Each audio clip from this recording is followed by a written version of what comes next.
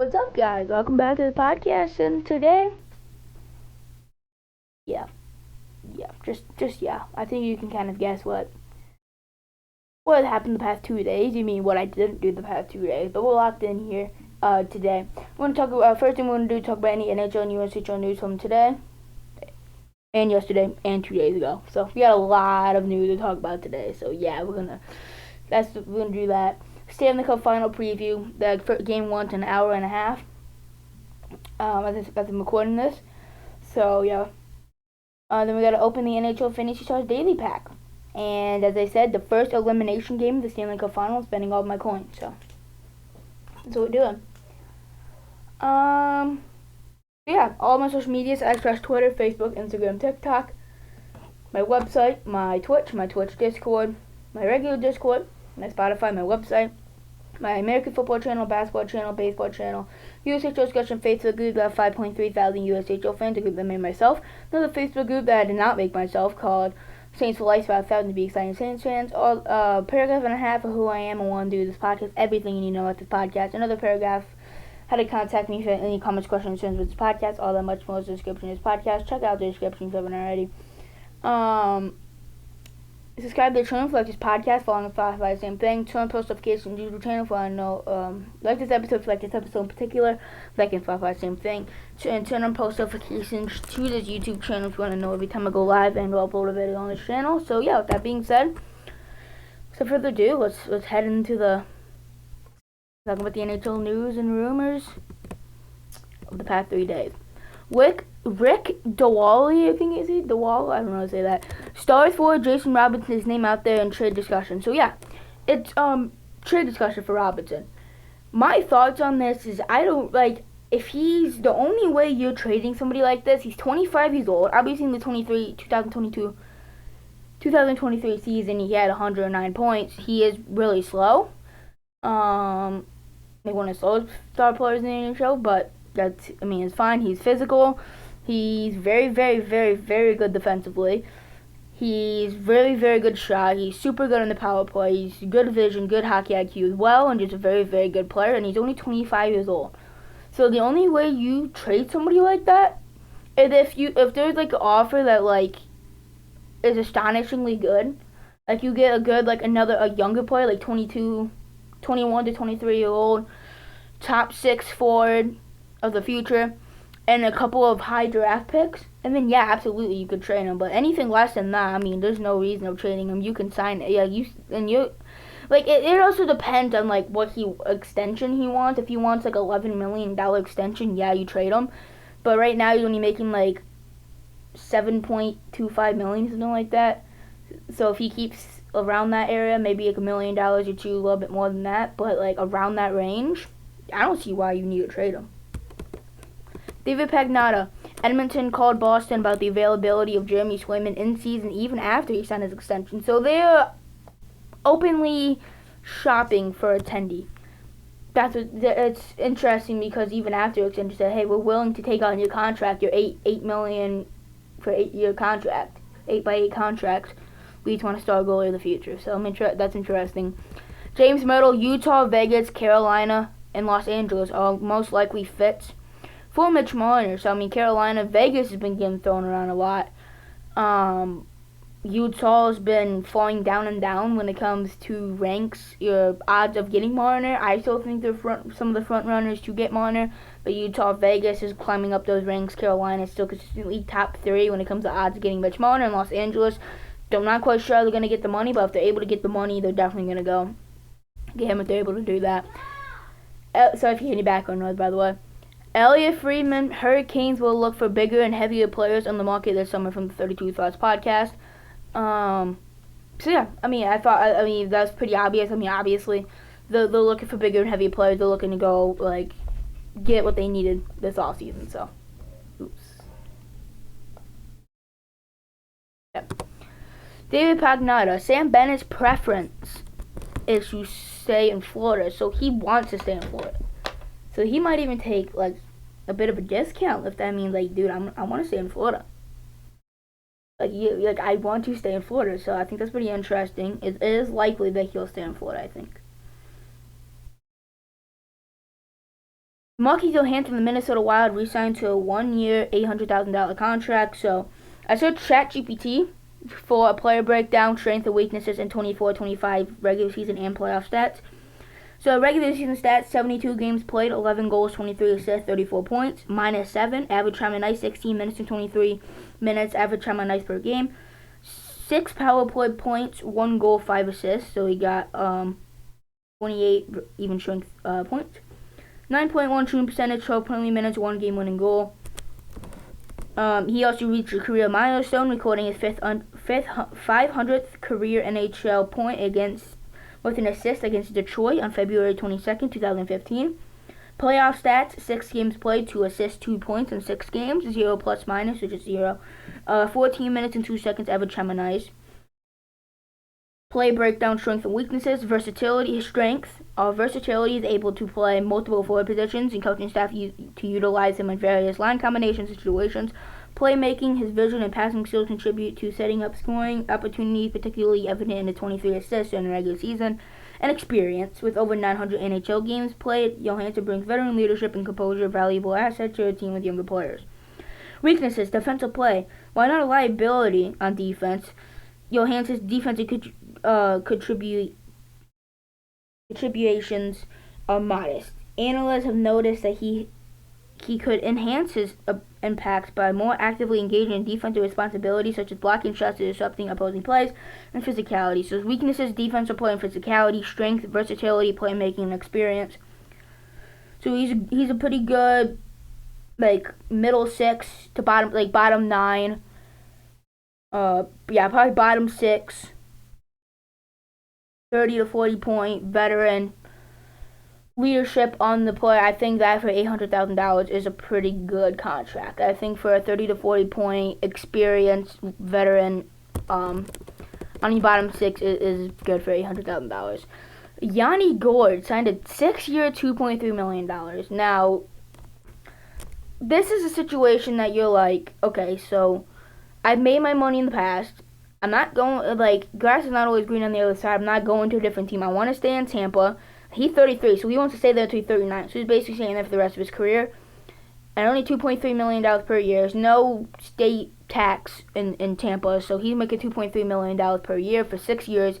He's getting pretty good money. I mean, not to NHL standards, but he's making pretty good money in general. He's already made his money. He's already tried different places, so he wants to stay in Tampa and try to win for the next 3 to 4 years when Tampa's window is still open. And for another 6 years, and then he could go do whatever after that. So, yeah. Let's see. Yanni Gourde, player breakdown, strengths and weaknesses, as well as 24-25 regular season playoff stats. Regular season stats: 57 games played, 36 with Seattle, 21 with Tampa, 7 goals, 24 assists, 31 points, 15 minutes and 41 seconds time on ice per game, 40 penalty minutes, 1 power play point, it was an assist, and a game-winning goal. He missed 2 months into the season due to hernia surgery, but returned in March, contributing effectively in his role. Playoff stats: 5 games played, 1 assist, 1 point.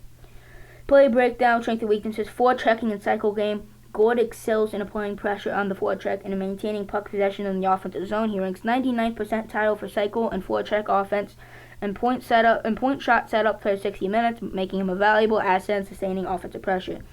Versatility: capable of playing multiple forward positions. Gourde's adaptability allows him to fit seamlessly into various line combinations, providing the coaching staff with flexibility, leadership, and experience. Weaknesses: injury concerns and limited offensive output. So he's a good middle 6, veteran leadership experience that can get you 30 to 40 points on a consistent basis. He's very good at forechecking, his cycle game in the offensive zone, keeping the puck, sustained pressure, very versatile, leadership and experience. Weaknesses: injury concerns and limited offensive output. So he can get you 30 to 40 points, maybe 50 points if he plays like 18 minutes a night, but he doesn't usually do that. I would say 30 to 40 points. We're playing about 16 minutes on the ice per game. He's pretty okay at defense, not great, not terrible. Very good forechecking, very good cycle game, very good sustaining pressure in the middle 6. Very versatile, leadership and experience. Weaknesses: injury concern, limited offensive output. So yeah, I think it's a really good deal for the Lightning. Got him for the rest of your competing window at only $2.3 million. Jesper Fast is officially retired. So yeah, I mean, his strength and weaknesses: strength, defensive responsibility, hockey intelligence, versatility, and work ethic. Weaknesses: limited offensive output and physicality. So I mean, yeah, he's very good defense, very good work ethic, high hockey IQ, but he wasn't very physical. And he didn't have that much offensive output. But yeah, he's a pretty good like bottom 9 player. Alexander Barkov is the 24-25 Selke winner. So that Selke winner is the best defensive forward, best forward that plays the best defense. Trying to get what I'm saying there, but yeah, Barkov back to back. Maybe the next Patrice Bergeron. Tyler Clevin extended with Ottawa for a 2-year, $1.6 million contract. Tyler Clevin, player breakdown: 23-year-old defenseman, 6'5", 221 pounds. He had 10 points in 79 games, only averaging 14.28 per game. In the playoffs, he got 2 assists and 2 points of 15.47 per ice. So he got about a minute more ice time per game, and he got 2 assists in 6 games. Strength, physicality, shot blocking, reach, and gap control. So physicality: Clevin utilizes his size, 6'5", 221 pounds, effectively delivering impactful hits and asserting a strong presence in the defensive zone. Shot blocking was 97 blocks shots during the regular season. Clevin showcases commitment to defensive responsibilities. Reach and gap control: his long reach aids in disrupting opposing players and maintaining effective gap control. Weaknesses: offensive contribution: skating agility and defensive decision making under pressure. So strength: he's very physical. He lays the hits. He doesn't let people get in the zone very easily. He has a long reach and he's 6'5". He disrupts plays. He poke checks very well, and he blocks a lot of shots. So very good defensively, very physical. Uses his stick very well and shot blocks a lot. Weaknesses: offensive contribution: only got 10 points in 79 games, but he did get 2 assists in 6 games in regular season. He did show up in the playoffs, being very good. 23-year-old too, so he is skating, not the greatest skater in the world, and decision making under pressure. So he can develop on the offensive side of the puck a little bit more. He's only 23, but he's already super physical, super strong, very good defensively. Basically, a lot of different measurements when it comes to defense. So I think only 2-year, $1.6 million contract is good to see what he can do for these next 2 years at only $1.6 million. If he's still good on the defensive side of the puck and develops a little bit better, more consistent on the offensive side of the puck, you can extend him a little bit to like a 3-4 year, maybe 4 or 5 year deal, maybe 3-4 year deal. If he's good there, if he does not continue to develop and he gets worse, and then you can probably see what you get from there. But 2-year, $1.6 million contract, pretty good deal for 23-year-old. Fourth period. Suitors for Wild center Marco Rossi include the Canadiens, Flames, Sabres, Canucks, Bruins, and Rangers. So really, it's just teams that are willing to play a 7-year, $7 million contract. I see what you're saying. First of all, he's only 5'9". You don't see a bunch of 5'9" centers. Second of all, he like 99 percentile when it comes to who he played with. He played with Kirill Kaprizov a lot of times, Matt Boldy a lot of times, and Matt Zuccarello a lot of times. He played with a really, really good talent next to him, so you could say that really increases stats. He's only 5'9" again. So there's some concerns with him, and he wants $7 million for 7 years. So you really have to rely that he really can drive his own line. Which is a lot of concerns, and he's only 5'9". So, but you need the salary cap to want to do that. You need to believe in him enough to give him a 7x7, and you want to obviously suit. So like Canadiens, Flames, Sabres, Canucks, Bruins, and Rangers are all teams that could get Marco Rossi. Elliot Friedman says the Rangers are a team to keep an eye on for the next few weeks. Chris Drury, which is the Rangers GM, telling teams he's ready for offers, so he's ready to get in. He's willing to trade. He's willing to make free agent signings this summer. So he's willing to make trades. Watch out for the Rangers to make some trades. Chris Johnston. The Mitch Marner to Vegas talk is overblown. So, they're not talking as much of what people are saying. They are talking. It's consideration. But it's not oh, yeah, he's guaranteed to go to Vegas. Vegas is all in on Mitch Marner. That's not true. So, calm down a little bit on that. Chicago Steel, the USHL, hired 2-time Stanley Cup winning Scott Gomez as head coach and Hobie Baker, college MVP, winner Mike Matteau as assistant coach. So yeah, Chicago Steel are very, very good bench bosses. They're going to be really good next season. Des Moines Buccaneers of the USHL forward Ben Caven was selected to participate in the 2025 NHL Scouting Combine. I thought that was pretty cool and interesting. I had to throw that in there. Will Zellers of the USHL, Green Bay Gamblers, was named Dave Tyler National Junior Player of the Year. Shout out Will Zellers, that's very impressive. Muskegon names Colton St. Clair head coach, new head coach behind the Muskegon bench. Chris Johnston, Vegas more likely to go after a Sam Bennett type of player than Mitch Marner in free agency. So it's possible that they get Mitch Marner, but they're more likely to go after like a playoff performer, physical, radish kind of player like Sam Bennett more than a Mitch Marner, like 102-point playmaking player that not necessarily has a good track record when it comes to playoffs. Not very much. Hearing of some big changes coming for the Stars from Savannah Huemoller on X/Twitter, Stars analyst. So yeah, Connor Brown will be in the Oilers Game 1 lineup for Oilers head coach Chris Knobloch from B/R Open Eyes on X/Twitter. So he eventually got downgraded the day today, and then earlier today, I think it was yesterday, either yesterday or today, he was confirmed to be in the lineup today. So Connor Brown will be in today's Game 1.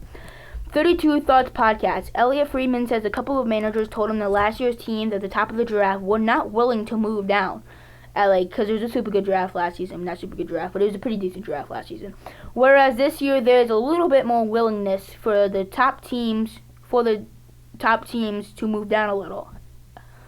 From the 32 Thoughts Podcast. So there might be some big changes, big trades on draft day or around draft day. So interesting. On the Utah Mammoth, Elliot Friedman says everyone is watching them and thinks they will make a big swing on something. Kyle says that they will in a playoff race for a long time, for a long stretch, and the owners are doers. So yeah, they are probably going to make a move this offseason to get over the hump. On Buffalo doesn't want to come back with the same group. Bo Byron's name is out there a lot when it comes to trade talk. Lots of noise on Peterka and Elliott doesn't know if the Sabres want to do that, but they know they are potentially an unhappy player. So they don't want to trade JJ Peterka or let him go, but they might have to. Ottawa has an overabundance of right-handed shots, and teams are always looking for that. Elliott throws out some names that people are talking about. Nick Hague, Thatcher Demko, Marco Rossi, Logan Malloy would say that, but it's very good Canadians prospect. And Rasmus Anderson, a player the Senators could trade for because they have so much right-handed shots. Elliot Friedman, the Canucks know what offers are for Elias Pettersson, but they would rather solve the problem than trade the problem, so they want to work with Elias Pettersson, not trade him away. Chris Johnston, pending UFA, Matt Duchene wants to stay with the Dallas Stars, so if he wants to stay with Dallas, he's gonna have to take like a $3 to $4 million contract if he wants to even consider coming back to Dallas. Matthew Schaefer will have a meeting with the New York Islanders tomorrow morning, Tuesday, June 3rd, so we already had that meeting with them almost 2 days ago at this point, because it was in the morning of June 3rd. So David Pagnotta, the Utah Mammoth, are shopping the 4th overall pick in the 2025 NHL draft for a young top 6 forward, so they want an NHL-ready player.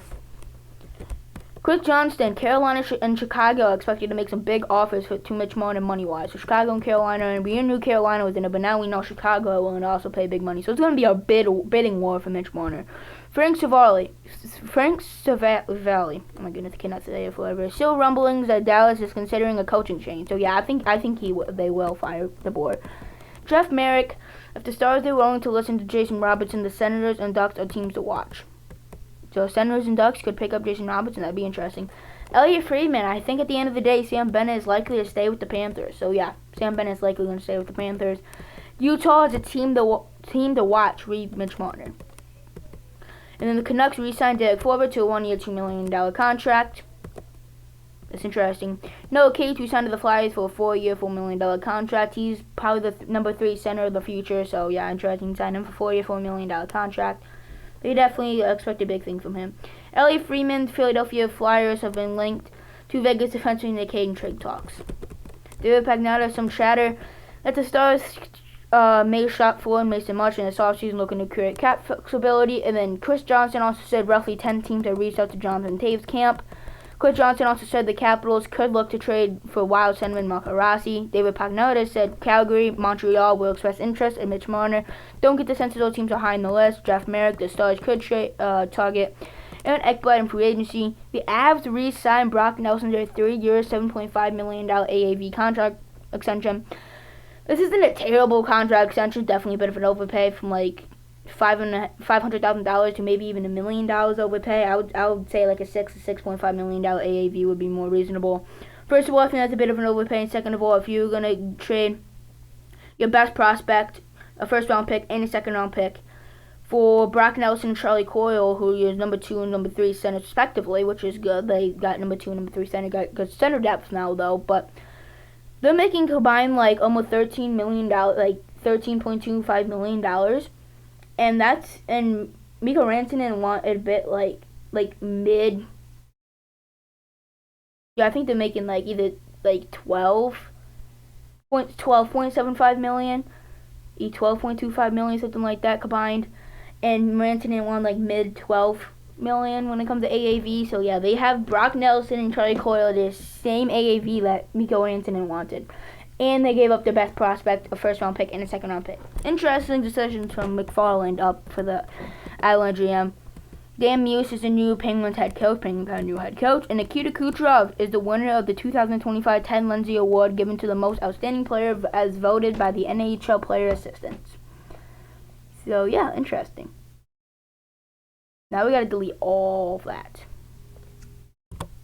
Delete it. Okay. On to the Stanley Cup preview.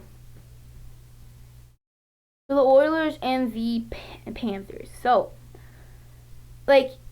So I'm just gonna say my prediction right away. Then I'm gonna explain why. Oilers in 7. I'm gonna say the Oilers in 7 because I think the both teams got a lot better. Obviously, Panthers lost OEL and Montour, but Mikkola stepped up. They got Seth Jones. Kulikov hasn't been bad on the D.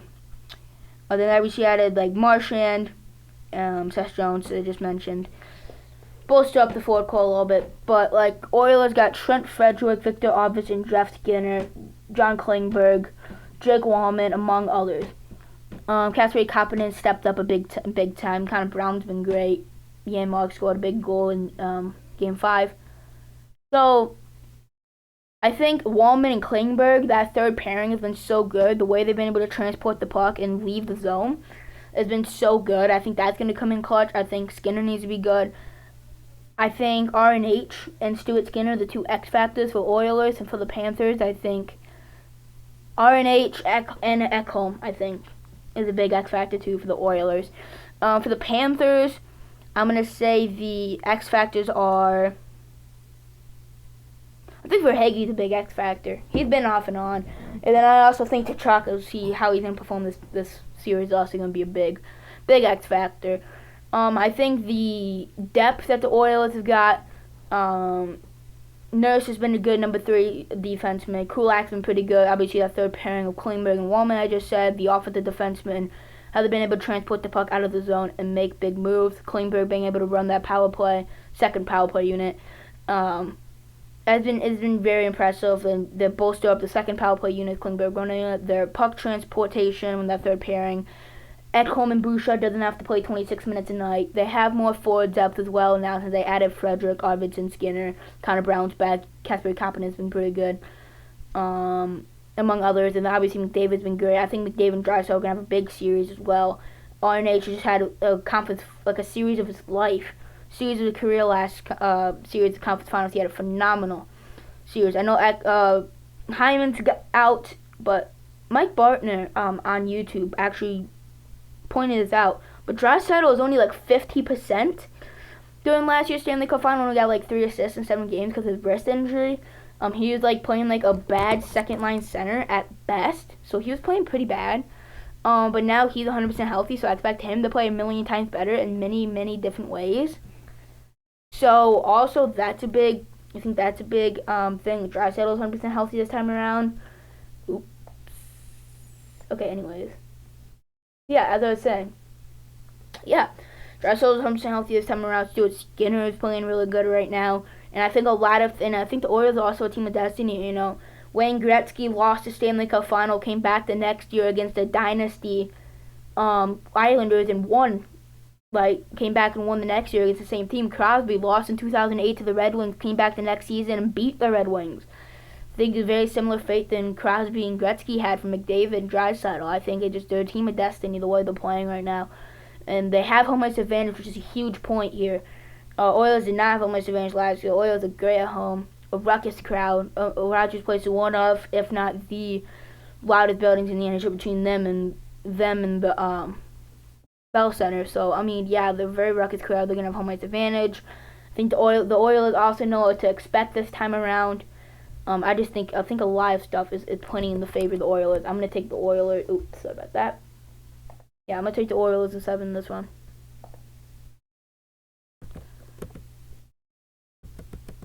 And I think the defensive structure is much improved. But I think the Florida's offense is also much improved from last season. So, see skating speed. I think the Oilers are really fast. Podkolzin, kind of Brown, Draisaitl, Arvidsson, and McDavid are super fast. They're very fast team as well. That's good. This is NHL Edge, by the way. NHL.com is when this website's at. It might be an NHL Edge. I think it's NHL.com. Yeah, NHL.com. So, high danger save percentage.